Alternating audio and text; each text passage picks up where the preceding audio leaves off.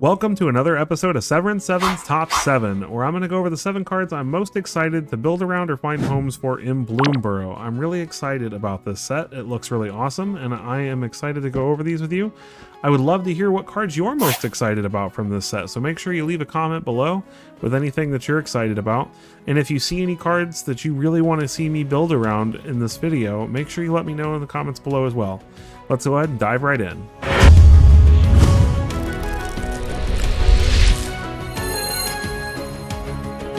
Alright, up first we have the infamous Cruel Claw. We have, for one, a red and a black, a 3/3 Weasel Mercenary with Menace. Whenever the infamous Cruel Claw deals combat damage to a player, exile cards from the top of your library until you exile a non-land card. You may cast this card by discarding a card rather than paying its mana cost.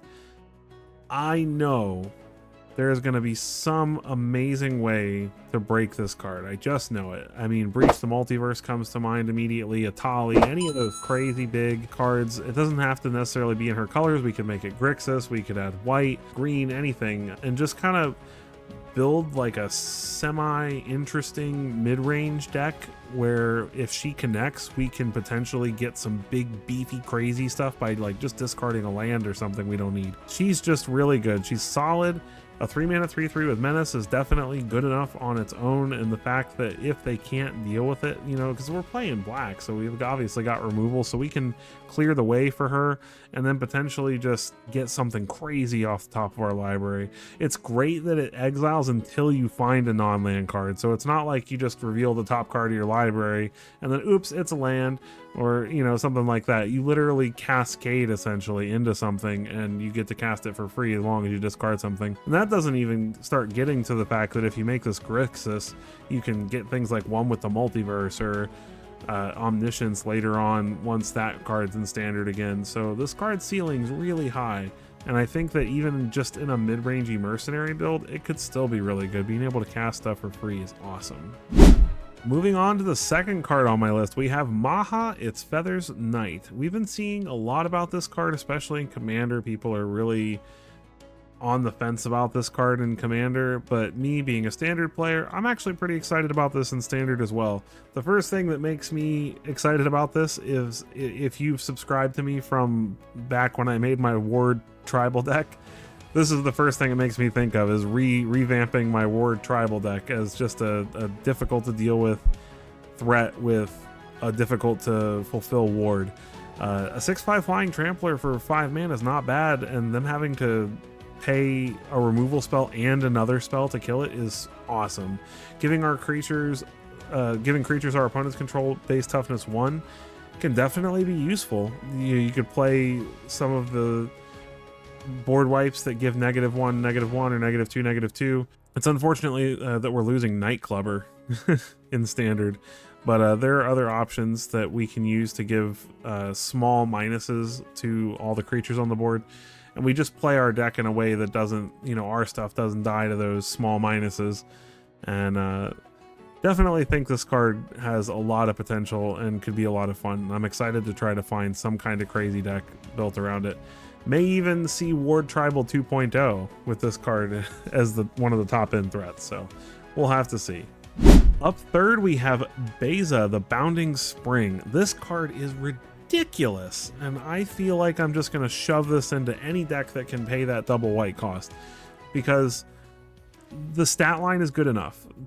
4/5 for 4 is reasonable, and then the fact that it provides so much value against aggro decks when aggro is so prevalent right now, and it's only probably going to get worse when Bloomburrow releases, because Control is losing some pretty key cards, and it's not really gaining that much from Bloomburrow, so definitely going to be a lot of aggro decks on the ladder, and this card just hoses aggro. I mean, if they have more lands than you get a treasure, so it ramps you into, you know, bigger cards, which just means playing bigger stuff that you can wall up the board with.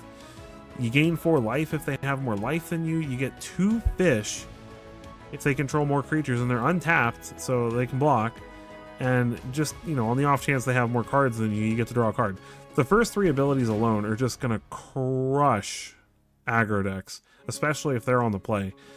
So if you can just have like any kind of stabilizing effect before this, just a removal spell to slow them down a little bit, and then you drop this, boom, like you just put a 4/5 wall, 2/1/1 fish, you know, and gain 4 life. Like you've just thrown the game so out of their control with one card. I think this card's amazing. I don't see any way this does not just see a ton of play in white decks, especially in best of 1. I'm excited for it. Moving on to my 4th choice, we've got Salvation Swan. I get serious Restoration Angel vibes from this card. Now, I know I've already had a debate on Facebook about this with many people. I know it's not Restoration Angel, but I think that in the ways that it's worse than Restoration Angel, it also has some benefits that Restoration Angel doesn't. So Restoration Angel is obviously a 3/4, and it can flicker any non-angel creature, which is a little bit stronger than being able to flicker something that doesn't have flying. And it does flicker, which means that it exiles it and it re-enters right away. So you could abuse things like Thragtusk and Snapcaster Mage and just be able to reset a blocker even that the opponent didn't think you would have at that moment. And the extra toughness matters, but the fact that this can exile a creature till the end of the next end step is actually pretty powerful, because unlike Restoration Angel, you can't flash in a Restoration Angel to save a big threat from a board wipe, whereas this you can. You know, if you play a big threat and then you hold this up to stop them. So let's say you're playing like some kind of green-white ramp or something like that, and you play like a Titan of Industry, and the opponent doesn't have a board wipe right away. Well, every turn after that, you have this to save the Titan, and then you get the ETB effect again, and it has flying now. So Titan is obviously a bit of a fringe case, but just anything like a Shieldred, like you need to save your Shieldred from a board wipe. You know, is it worth trading this 4-mana card to save your Shieldred? Probably, because Shieldred does a lot of work. So. And it also makes the creature better after it comes back because it has a flying counter on it. So it's fantastic at, you know, stopping the opponent from spot removing your threats. And I think that the fact that it could potentially save a game-winning creature from a board wipe is really good. So will it see play like Restoration Angel? Probably not, but it's definitely going to be a card that sees a lot of play in mid-range white decks that want to protect their stuff from either board wipes or spot removal. So excited to see this card in Standard. Moving on to my 5th card, we have Rotten Mouth Viper. This card is bonkers. I cannot believe we're getting something this cool.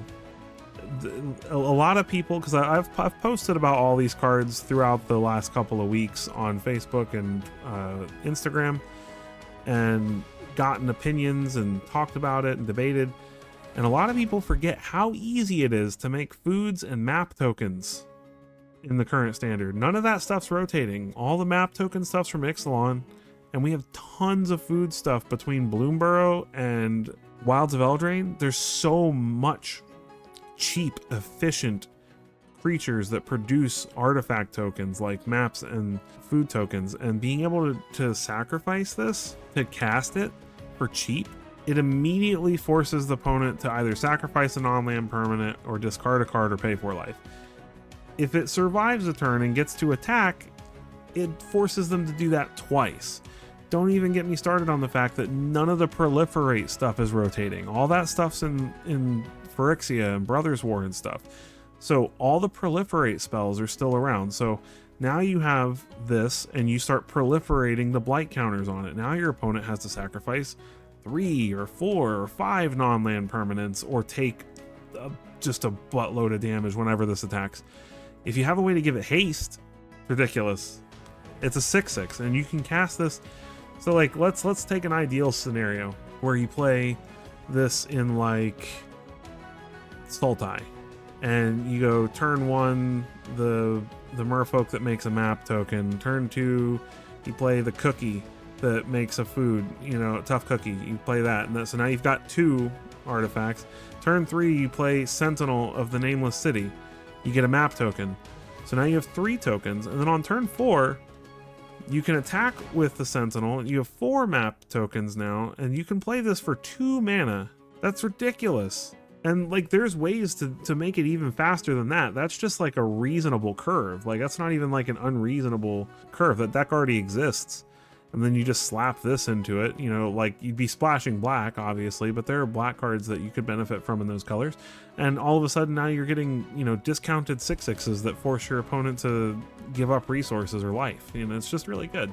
So I've probably been rambling a little bit too much about this card, honestly, but I really like it. I think it's sweet.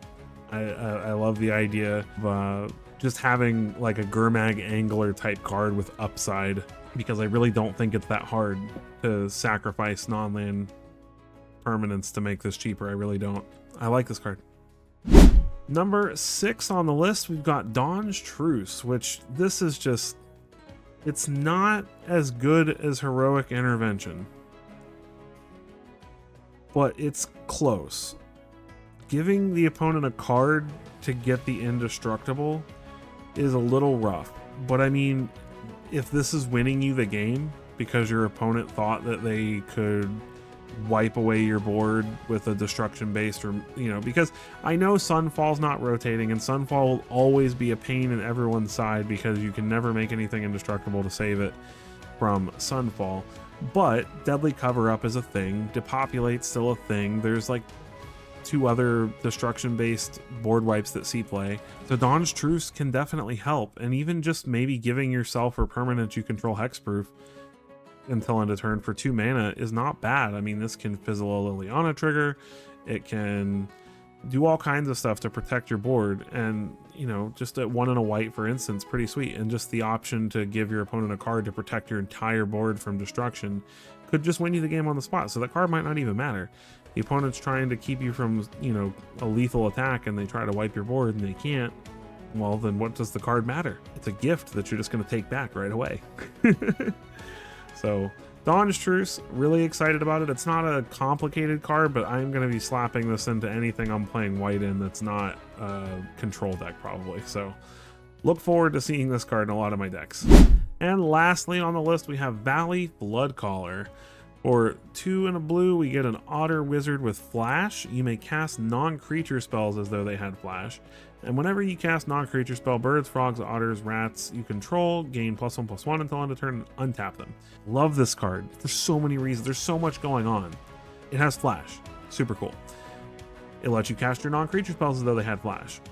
That can be abused very well. And then the fact that like, then on top of that, you get this like potentially like infinite combo kind of ability where everything untaps. You know, it untaps frogs, so you have that legendary frog that makes your frogs tap for green or blue.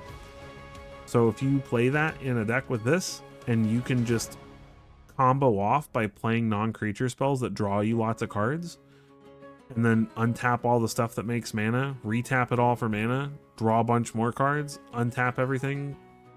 You get what I'm saying. There are lots of ways to do that in Standard right now.